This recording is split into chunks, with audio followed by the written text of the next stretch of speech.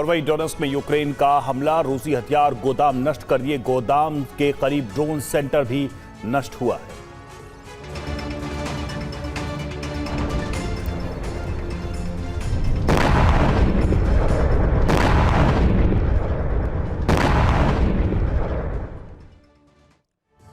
NATO देशों पर रूस के हमलों का खतरा बढ़ता जा रहा है। ये खुद ECFR यानी European council on foreign relations ने दावा किया है। ECFR के मुताबिक रूस का पहला टारगेट एस्टोनिया हो सकता है और दूसरा रोमानिया। अटैक के लिए ठिकाने भी चुन लिए गए हैं और हमले का ब्लूप्रिंट भी तैयार है। सवाल यह है कि क्या इसलिए 17 से 18 दिसंबर को रूसी सेना ने एटमी युद्ध का सिमुलेशन टेस्ट किया था। इसी बीच अमेरिका के खुफिया तंत्र के प्रमुख ने कहा है कि कुछ ऐसे तत्व हैं जो नेटो और रूस के बीच टकराव बढ़ाना चाहते हैं। यूरोपीय देशों ने भी लंबे युद्ध की तैयारी शुरू कर दी है। सवाल यह है कि पुतिन का टारगेट ये दोनों देश क्यों बन सकते हैं। 17-18 दिसंबर, साइबेरिया, रूस। रूस के इस बर्फीले बियाबान में पुतिन की फौज intercontinental ballistic missile system Yars के साथ मौजूद थी।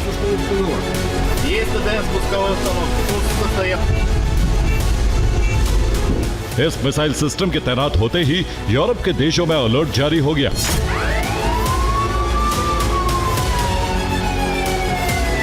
क्योंकि रूस कोई मामूली युद्ध अभ्यास नहीं कर रहा था, बल्कि इस मिसाइल से पिन पॉइंट हमलों की प्रैक्टिस जारी थी।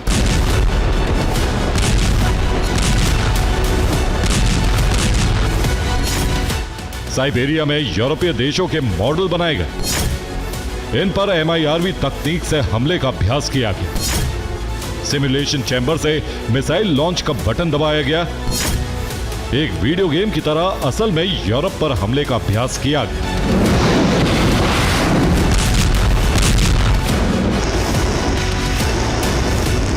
इस एटमी अभ्यास के 4 दिन बाद अब यूरोप और अमेरिका से ऐसी खबरें आई हैं जो नाटो के साथ युद्ध की आशंका बढ़ा रही।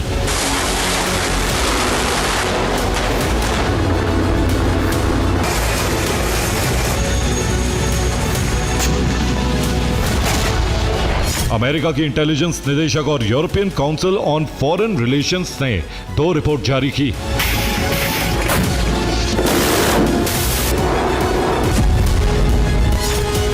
अमेरिका की इंटेलिजेंस निदेशक तुलसी गबार्ड ने कहा है कि EU और US खुफिया तंत्र के कुछ तत्व वॉशिंगटन को युद्ध में खींचना चाहते हैं। ECFR के विशेषज्ञों ने अपनी रिपोर्ट में कहा है कि रूस नाटो देशों पर हमले की तैयारी कर रहा है। तुलसी ने कहा है कि खुफिया जानकारी लीक करके युद्ध भड़काने की कोशिश हो रही। ECFR की रिपोर्ट कहती है कि रूस हमले की अंतिम तैयारी पूरी कर चुका है।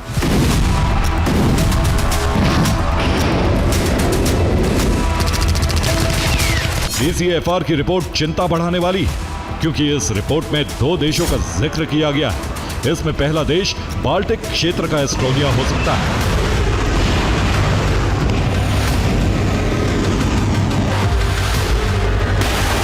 ECFR ने कहा है कि रूस ये भी तय कर चुका है कि एस्टोनिया के किस शहर पर हमले किए जाएंगे।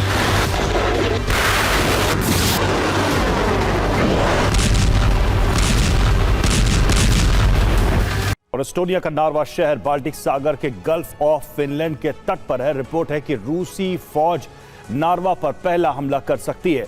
इस हमले के लिए सेंट पीटर्सबर्ग के नेवल बेस से रूसी सेना कूच कर सकती है। गल्फ ऑफ फिनलैंड से एस्टोनिया के नार्वा शहर पर बारूदी वर्षा की आशंका है और ECFR ने कहा है कि इस शहर पर रूस तेजी से कब्जा करने की रणनीति अपनाएगा। दूसरी रणनीति यह है कि नार्वा पर रूस के 40,000 सैनिक हमला कर सकते हैं। इस वक्त एस्टोनिया के पास 43,000 एक्टिव सैनिक हैं।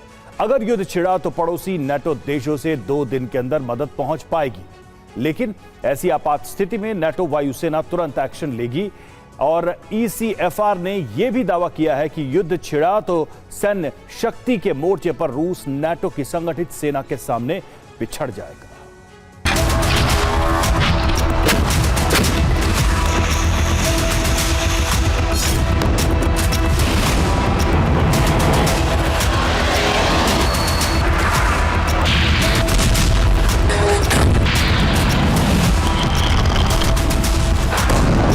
ये दावा उस वक्त किया गया है जब राष्ट्रपति पुतिन खुद सेंट पीटर्सबर्ग में मौजूद है। पुतिन CIS समिट के लिए सेंट पीटर्सबर्ग पहुंचे।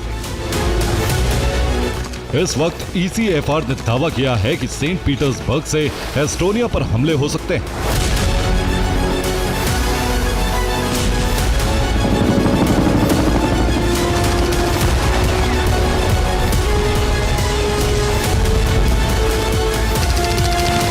बाल्टिक सागर के साथ साथ रूस ने आर्कटिक महासागर में भी सैन्य गतिविधि बढ़ा दी। बीते हफ्ते ही रूस ने अपने nuclear powered ice breaker Arctic में उतार दिए हैं, जो रूसी नेवी के लिए समुद्री मार्ग खुला रखने में जुटे।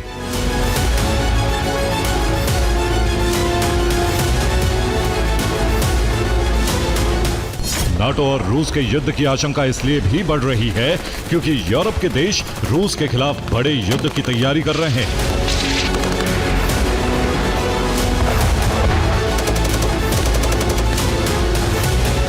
यूरोप के देशों ने अपनी सैन्य शक्ति बढ़ाने के लिए डिफेंस पर खर्च बढ़ा दिया है।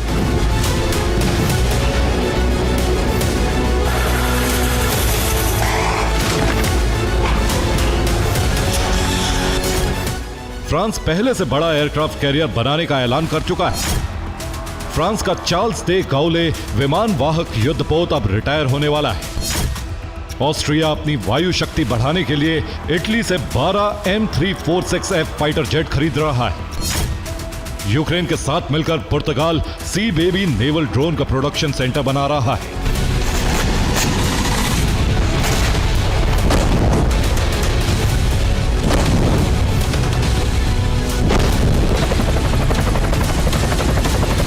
अपनी सुरक्षा तैयारियां चुस्त करने के साथ ही नाटो के देश यूक्रेन को हथियार सप्लाई का नया सेंटर भी तैयार कर रहे हैं। यह नया सेंटर रोमानिया में बनाया जा रहा है, जहां से जनवरी में ऑपरेशन शुरू कर दिया जाएगा। इससे यूक्रेन के तटीय इलाके से लेकर डोनबास तक तेजी से हथियार पहुंचाए जाएंगे।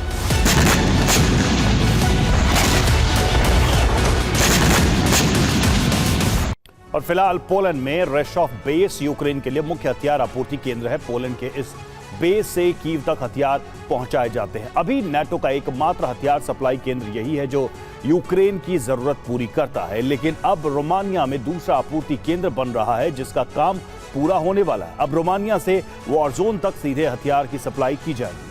इससे यूक्रेनी सेना को कम समय में फ्रंटलाइन पर हथियार मिल जाएंगे। फिलहाल रोमानिया की दिशा में रूसी सेना नहीं है और इसलिए तटीय इलाकों से लेकर डोनबास तक हथियार सप्लाई जल्दी और आसान हो जाएगी। लेकिन इससे जंग और भड़क सकती है क्योंकि रूस इस सप्लाई रूट को बंद करना चाहेगा।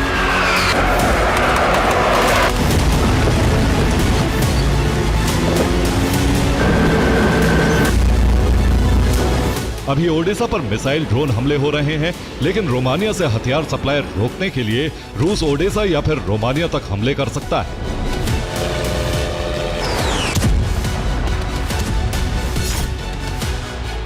इसी आशंका को देखते हुए नाटो प्रमुख मार्क रूटे ने कहा है कि नाटो पर हमला पुतिन और रूस के लिए आत्मघाती कदम होगा। रूस और नाटो के बीच हालात इतने तनावपूर्ण कभी नहीं थे।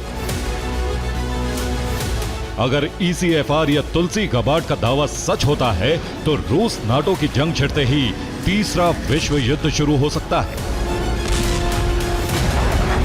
Bureau report, TV9 भारतवंश।